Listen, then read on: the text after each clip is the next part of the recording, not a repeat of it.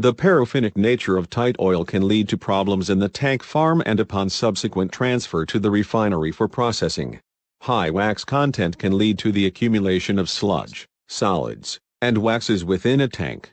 A refiner once decided to store heavy Canadian crude on top of a light paraffinic tight crude and later experienced 4 to 6 feet of precipitate at the bottom of the tank.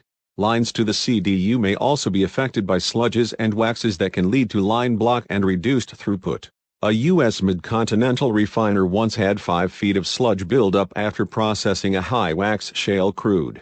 To mitigate this, the refiner implemented a weekly 4-hour demulsifier slug feed treatment, which was later deemed inefficient. Baker Hughes GE suggested a long-term strategy that combined demulsifier products, desalter level reduction, continuous mud washing program, and a crude pretreatment program that resulted in solids being released in the brine to be increased by 800% and eliminated the need for the weekly demulsifier slug feed treatments.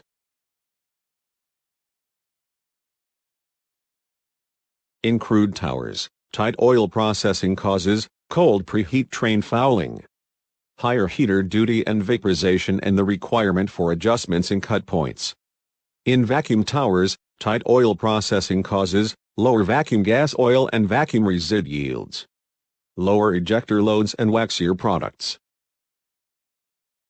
Shale oil contains very little feed for vacuum distillation units or VDUs, which in turn will not be able to provide enough heavy material for fluid catalytic cracking units and hydrocrackers.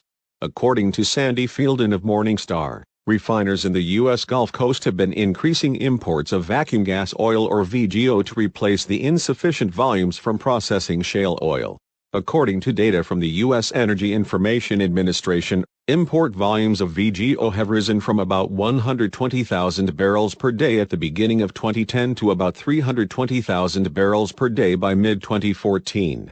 We can expect the amount is even higher at present. Besides using imported VGO, another popular strategy is to blend tight oil with heavier crudes to create so-called dumbbell crudes, which possess a large amount of material that boils off at both the lighter and heavier ends but give larger amounts of VGO. However, the processing of dumbbell crudes can lead to numerous issues in the refinery. Interestingly, for the tight oil Eagle Ford, Fielden also notes that atmospheric residue sometimes can be used to keep cracking units at capacity while bypassing the VDU. The low coke produced by tight oil feeds make it difficult to maintain the FCCU heat balance. It is recommended that the FCC regenerator be maintained at minimum temperatures of 1250 to 1260 degrees Fahrenheit, so any reduction in temperature can cause catalyst circulation restraints that adversely impact unit conversion and operation. Tight oil processing reduces coke from contaminant metals and Conradson carbon, so other coke sources will need to be used to account for the loss in coke make from these two sources, such as FCC catalysts. FCC operators should upgrade to a higher activity catalyst when processing tight oil. If not, then the FCC catalyst may not be able to produce enough coke, and the catalyst circulation rate would then need to be increased, which may result in a restraint as most FCCUs can only increase the catalyst to oil ratio by so much.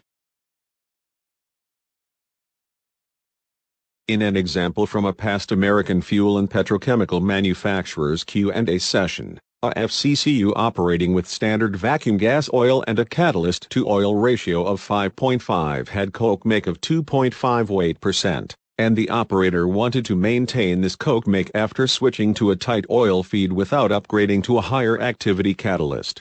In order to maintain this weight percent coke make with the tight oil feed, the FCCU operator would need to raise the catalyst to oil ratio to 8.0. However, this was not feasible as the existing catalyst circulation hydraulics would not allow for this high of a catalyst to oil ratio. Clearly, there is a need to make other adjustments on the unit to maintain adequate coke make and thus the FCC heat balance. Vacuum gas oil or resid hydroprocessing units can suffer from pressure drop issues when transitioning to feeds derived from tight oil. The buildup of polymerized material is one of the main causes of pressure drop issues within a hydroprocessing reactor. Due to the high paraffin content and destabilization of asphaltene molecules, precipitation, and agglomeration are highly probable. When the feed is saturated, the liquid solvency decreases, which increases the likelihood of asphaltene precipitation. Because paraffinic tight oil yield less hydrogen when processed in a catalytic reformer, refiners using this process may experience a strain on the refinery to meet hydrogen requirements. If a refiner does increase tight oil processing, greater attention should be given to cascading hydrogen users and hydrogen recovery from the refinery fuel gas system. To increase hydrogen recovery from the fuel gas system, refiners should check the heating value of the system. If the heating value of the fuel gas system is low, it most likely means a large amount of hydrogen is available. In most cases, it will be cheaper to recover more hydrogen from the fuel gas system than to install new hydrogen production capacity. For delayed cokers, the impacts of tight oil include less volume due to lower resid production from crude and vacuum towers, higher liquid yield, improved coke quality, and the need to blend tight oil with heavy crude to get adequate feed, which can lead to immiscibility problems. For vacuum gas oil hydrotreaters, the impacts of tight oil include more volume available, improved catalyst cycle length, and greater hydrogen uptake. For fluid catalytic crackers, the impacts include higher conversion levels, improved yields of gasoline and light olefins while coke and slurry make are reduced, lower octane of gasoline product due to paraffinic nature of tight oil, and reduction in sulfur oxide emissions from regenerator flue gas. For hydrocrackers, the impacts of tight oil include reduced volume, feed material containing less sulfur and nitrogen, lower hydrogen consumption, and the need to blend tight oil with heavy crude to get adequate feed, which can lead to immiscibility problems. For hydrogen plants, tight oil can cause reduced demand. For catalytic reformers, tight oil can create more available volume, which means unit severity may need to be increased. Lower octane, reformate, and gas yields and reduction in hydrogen production and purity. For alkylation units, tight oil can cause greater feed to be available and alkylate demand to be higher. For the distillate and kerosene hydrotreaters, tight oil can create more volume and cause the amount of cracked stocks to be reduced. Worse cold flow properties, which include cloud and pour points, and improved cetane. For naphtha hydrotreaters, tight oil can create more volume, less coker naphtha to treat, and greater hydrogen uptake. For sulfur recovery units and tail gas treatment units, tight oil can cause reduced acid gas rate as tight oil contains less sulfur, lower ammonia, and reduced steam output. For amine units and sour water strippers, tight oil can cause reduced use of amine treating and sour water stripping and reduced demand for low-pressure steam.